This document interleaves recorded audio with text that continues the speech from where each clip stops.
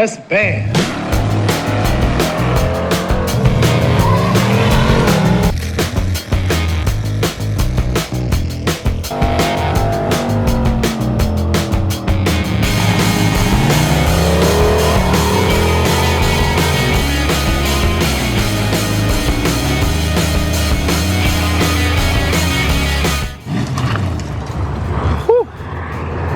Something is not happy in James Brown's motor.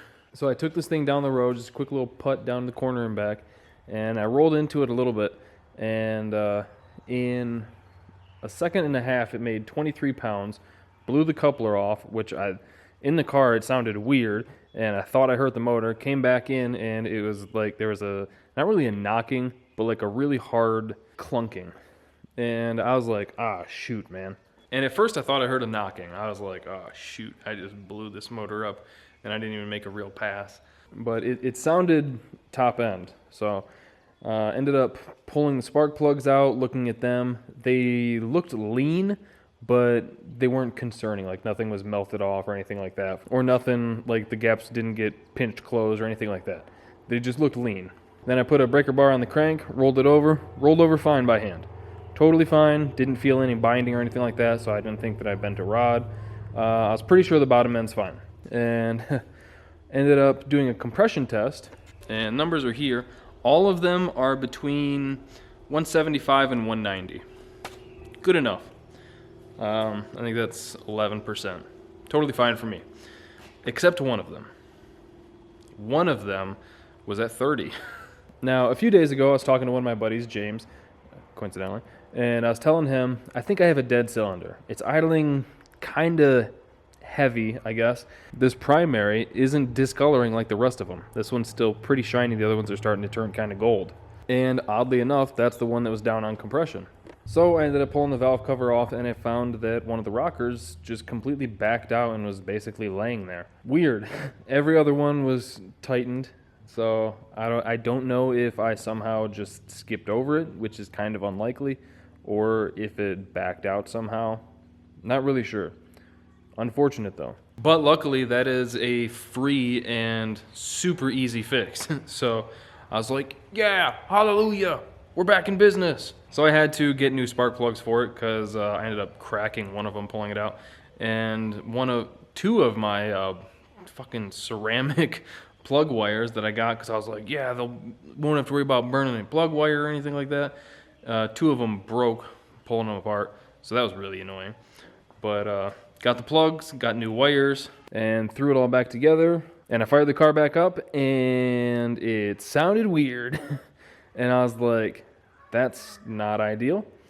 So pulled both valve covers off again, and now on this side there was I really don't remember which one it was. I don't know if it was number 6 or number 8, but one of those rockers was laying off, and one of the push rods, I think it was the farthest back one, got completely tacoed, which is weird, because if you remember, just the day before, I checked the compression, and they were all really good. So that's the part that's really weird about it to me, is that the compression was fine on that side, and then literally the next day it bent a push rod and the rocker fell off. Weird. This would actually be the second instance I've had of a rocker just somehow coming loose. Back when I had Goldie Hawn, rip, when we actually took the truck down to Texas, the whole time we were down there, a rocker was like about to fall off, and we didn't notice it until we got back from one of the track days back up here with it. So the whole time the truck was down in Texas, it was on 7 cylinders, which is kind of amusing in hindsight. Tightened it back up, threw a push rod in, and fired it up, and something still just sounds kind of off. So I was talking to John about it, and we're thinking maybe it's a tooth off somehow. Like it could have jumped. There's a good chance that I just fucked it up when I put it back together. That's why I don't like to rush things, because I'm super worried about stuff like that, and there's a good chance that I just fucked it up when I put it back together. So now I've got to pull all this front end apart. I'm going to start with pulling the valve covers back off, and then I'll pull... Yeah, I am going to have to pull the turbo off. I might be able to leave the radiator, perhaps, mayhaps. And then we'll pull the water pump, front balancer, timing cover off, and take a look at the timing. Not really what I was hoping to be doing with the car right about now, but it is what it is. Let's get to work.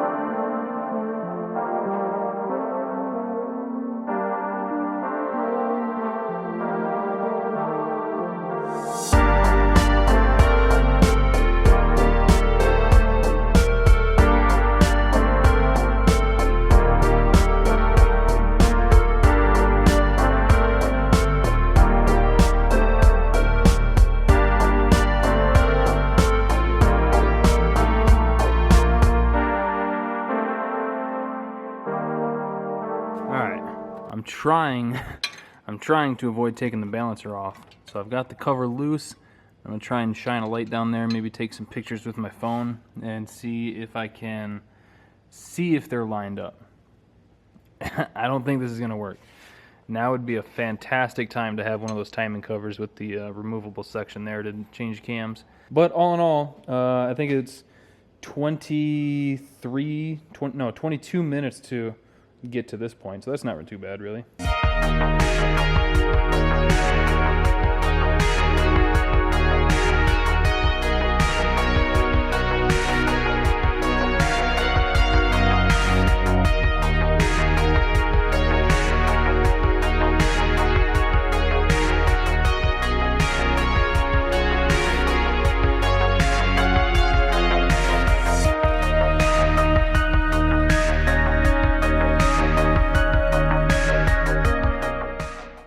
Alright, time to do some investigation. So the dot is right there. Let's roll the motor over. Maybe.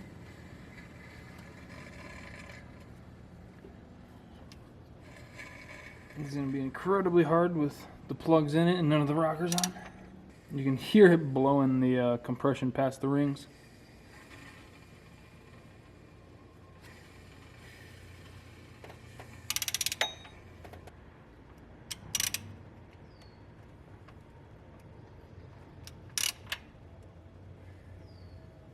No.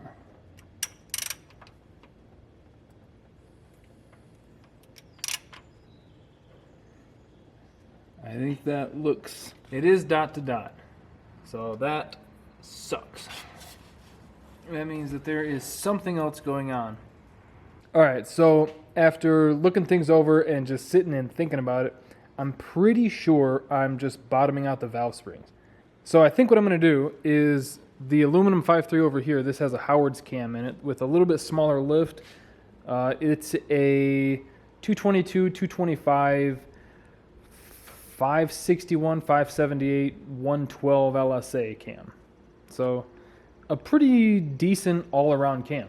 This one's a little bit bigger Texas speed cam that I really like, and I used it all last year with these same valve springs. So I've already got that cam. It'll take me like half hour to an hour to swap them and then start putting this back together. And if it fixes it, fixed it for basically free. And if it doesn't fix it, it won't be hard to tear it back apart and then pull the intake and heads off and see what's going on. But I'm pretty sure that that is the issue after looking over everything.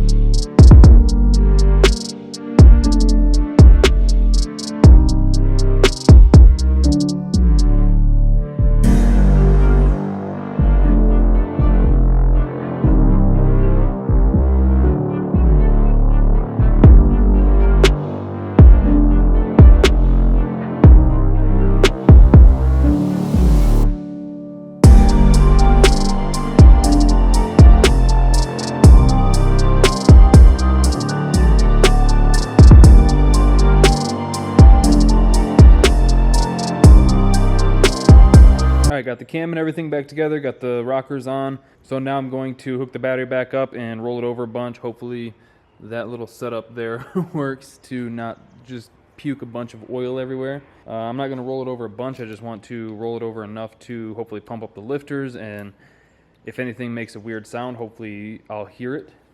So let's roll it over and see what happens.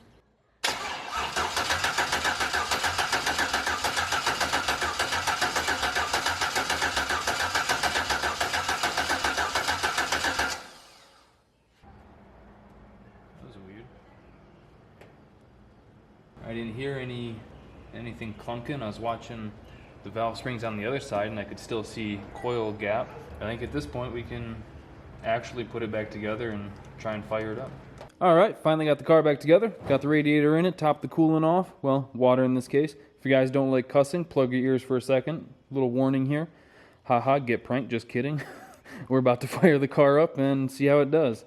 Hopefully it's smooth, idles good, and we'll let it warm up for a little bit, put it on the two-step, see how she do, and hopefully it's all fixed.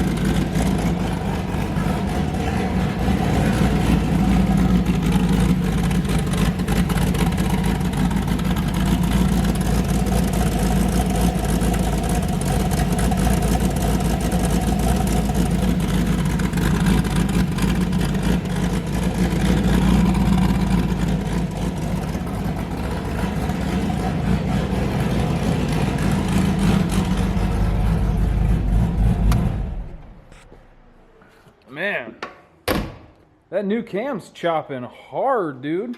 Holy crap. Oh, she's still spinning. She's still spinning. There we go. About to get the stopwatch out. Man, she's sounding good, dude. Damn. It's weird when the engine's happy. They sound good. So yeah, the only thing I can really think of is there was something different between these two heads. Last year, I had the same cam that I pulled out of it, same valve springs, same rockers, same push rods. The only thing that I changed from last year to this year are the rods and pistons, the crank, because that one got chewed the heck up, and the heads. I had 862 heads on it last year. I've got 243s on it now because I went to flat tops, which bumped the compression up a bunch. So I figured the added airflow from the 243s and the increased compression from the flat tops, it'd benefit me going to the 243s because I'd still, A to B, be seeing higher compression. And then adding the flat tops and the 243s, it's around 10 to 1, I believe. But yeah, old boy seems a lot happier now. That makes me feel so much better. I was really worried that I lifted a head or something, or pinched a gasket, something stupid. Now that we know that's not the case, and she seems to be running on all 8, all the headers look like they're burning nice and even now. This one looked like bright, shiny, polished, stainless. Now it's getting that nice gold hue to it. So that is awesome. Feeling a whole heck of a lot better about this whole thing. Now I can start tuning it. I think I'm gonna have to put a bead on this deal right here and turn the boost down for testing. Probably turn it down to like 10 pounds and roll into it a bunch just to make sure that it's logging right. And yeah, this is awesome. I'm so stoked. It sounds so much better, dude. It sounds so much choppier. I hope you guys enjoyed the video. Thank you for watching. Thank you for subscribing, clicking that bell to get the notifications, and I'll see you next time.